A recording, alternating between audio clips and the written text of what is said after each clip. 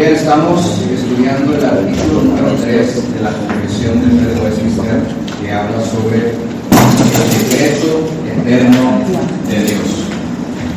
El decreto eterno de Dios.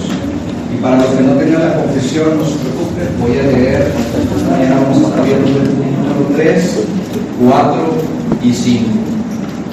Y la confesión dice lo siguiente: por el decreto de Dios y para la manifestación de su gloria, algunos seres humanos y ángeles son predestinados y preordenados para vida eterna, y otros preordenados para muerte eterna.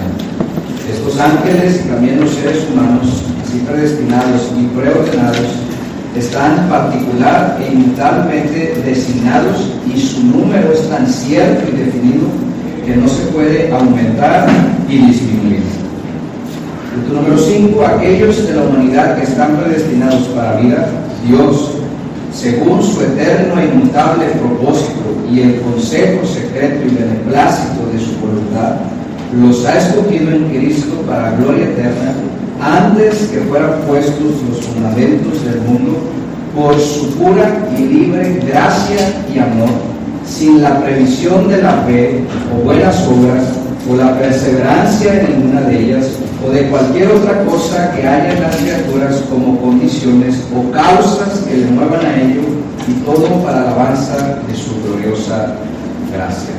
En estos 3 puntos la confesión nos enseña por lo menos 2 cosas que hoy quiero resaltar. La primera de ellas es uno de los puntos, de los 5 puntos calvinistas, que en este caso es el segundo punto, conocido como elección incondicional. Elección incondicional. Esta tarde en México se va a celebrar la famosa final del fútbol mexicano. Durante toda la semana los comentaristas, los periodistas, los youtubers y demás han hecho sus comentarios sobre quién debería de jugar y quién no. Debería de jugar tal jugador porque tiene ciertas capacidades, o no debería de jugar tal jugador porque lo ha hecho muy mal. A final de cuentas, quien va a decidir quién va a jugar el día de hoy es el entrenador de cada equipo. Y el entrenador de cada equipo va a decidir qué jugadores va a meter de acuerdo a que cumplan con ciertos requisitos o ciertas características. Si el partido requiere que corran, va a meter a los que corren más rápido. Si el partido requiere que defiendan, va a meter a los que defiendan mejor. Es decir, el entrenador va a escoger a jugadores con ciertas condiciones. Esto pasa también en el contexto de la comida. Tú vas a un restaurante, pides una hamburguesa, pero tú te vas a comer esa hamburguesa porque la vas a pedir con los ingredientes que tú quieres, con tocino, sin pepinillos, con tomate, sin lechuga, X o Y, pero tú la vas a pedir de acuerdo a las condiciones que tú quieras.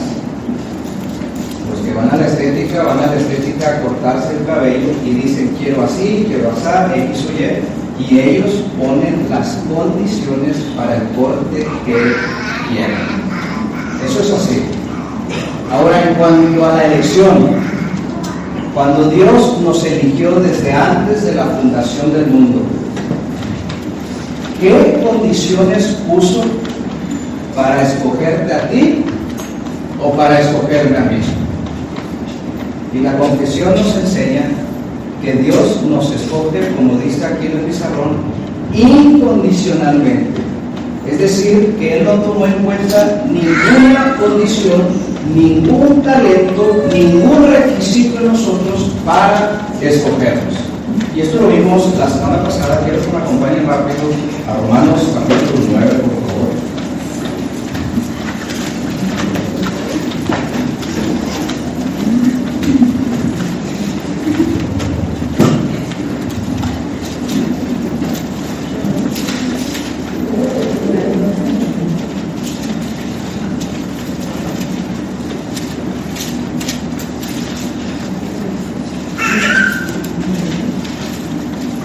Romanos capítulo 9, versículo 10.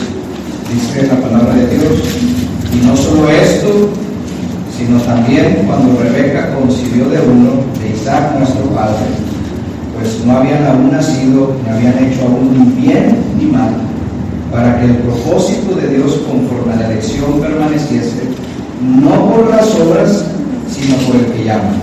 Se le dijo, el mayor servirá al menor, como está escrito, a Jacob amé, mas a Esaú aborrecí. Que está enseñando la palabra que Rebeca tenía en su vientre a sus dos hijos, Jacob y Esaú. Y dice la Biblia que estaban en el vientre de su madre, aún no habían hecho ni el bien ni el mal, es decir, no habían hecho obras, no tenían cualidades, no tenían habilidades. Sin embargo, desde antes de eso, Dios ya había escogido y amado a Jacob, y había desechado o pasado por alto, como se le dice en la teología reformada, reprobado a Esaú. ¿Para qué? Para que el propósito conforme a la elección de Dios permaneciese. Quiere decir que Dios llama no por las obras, sino llama porque fue su voluntad. Dios no nos escoge por obras, con requisitos o con condiciones, nos escoge simple y sencillamente, escúchame bien, porque quiso escoger. Quiso. El príncipe de los predicadores, Charles Spurgeon, en su comentario a este texto, dice que en ocasiones se le acercan las personas, bueno, en aquel entonces, y decía, pastor, es que no entiendo. O sea, todavía no habían hecho nada y Dios ya había aborrecido a Esaú. ¿Cómo es posible eso? Claro, nosotros entendemos que no somos pecadores porque pecamos porque somos pecadores, es nuestra naturaleza. ¿Qué dice David? En pecado me concibió mi madre. Por eso dice Charles Spurgeon, eso no es problema para mí de entender. Dios está en su derecho de odiar a todos porque somos pecadores. Aquí lo que me causa entender es cómo pudo haber amado a Jacob. ¿Cómo? Si él también era igual de pecador que Esaú, ¿cómo pudo haberlo amado? Seguimos leyendo nuestro texto. Pablo dice, Dios tiene misericordia de quien quiere tener misericordia. ¿Por qué nos escogió Dios si no había absolutamente nada de nosotros? Simple y sencillamente porque quiso. Otro punto que nos enseña la confesión aquí, además de la elección incondicional, es lo que en la teología reformada conocemos como doble predestinación. ¿Qué quiere decir? Fíjense bien lo que dice de esta vez, que Dios ha preordenado a algunos para vida eterna y a otros preordenado para muerte eterna. Estamos viendo los secretos de Dios y hemos estudiado que todo sucede de acuerdo a la voluntad decretiva de Dios. Las cosas que sucedieron ayer, las cosas que van a suceder hoy y las que van a suceder mañana van a suceder porque Dios lo decretó así desde antes de la fundación del mundo.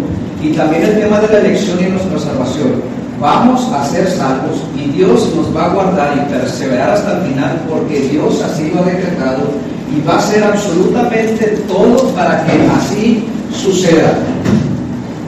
Entonces, si Dios hace todo para salvar a sus elegidos, ¿qué es lo que Dios hace en cuanto a los que no son elegidos?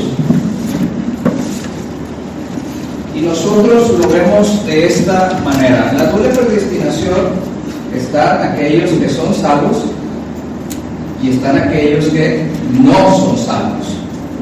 En los que son salvos, Dios actúa de manera activa.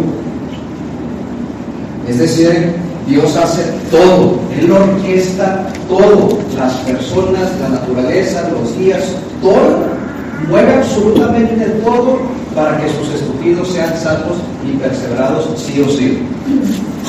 Ahora la pregunta es, ¿cómo actúa Dios en los que no han de ser salvos? Hay algunas personas que dicen, bueno, de la misma manera, Dios hace todo para que las personas no sean salvos.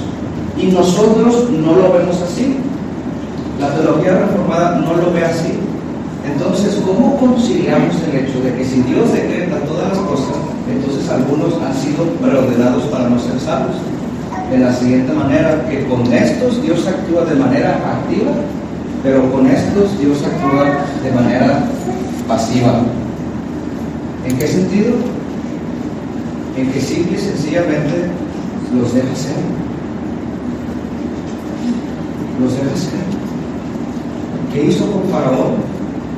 Cuando la Biblia dice que endureció el corazón de Faraón, no quiere decir que Dios agarró su corazón y le hizo piedra, no. Lo que hizo Dios simple y sencillamente fue retirar su presencia, su gracia de él. Y el corazón de Faraón, por cuanto es pecador, se fue haciendo cada vez más duro, y más duro, y más duro, y más duro. Eso es lo que hace Dios con los que han sido preordenados para muerte eterna. Juan Calvino les llama a los reformados. Y lo que Dios hace es simplemente no tiene misericordia de ellos. Y algunos podrán decir, pero ¿por qué con estos sí y por qué con estos no? Y la respuesta es que la misericordia no se debe. Si la misericordia se debiera, no sería misericordia. La misericordia está porque Dios quiere tener misericordia de unos sí y de otros no. Pero aunque Dios tenga misericordia de unos y de otros no, Dios sigue siendo bueno. ¿Saben por qué? Porque desde un principio Dios pudo haber dicho, no quiero tener misericordia ni siquiera de estos, de nadie. Que todos se vayan al infierno porque son unos pecadores. Y Dios seguiría siendo justo y fiel. Pero el hecho de que Dios haya querido decir, quiero salvar a estos, a este grupo, esa es una prueba contundente de que Dios, de que nuestro Dios, no teniendo por qué haberlo hecho, pero quiso tener misericordia de unos cuantos, escogerlos sin ninguna condición de requisito y salvarlos. Nuestro Dios no solamente es el único Dios, tenemos el Dios más misericordioso del mundo.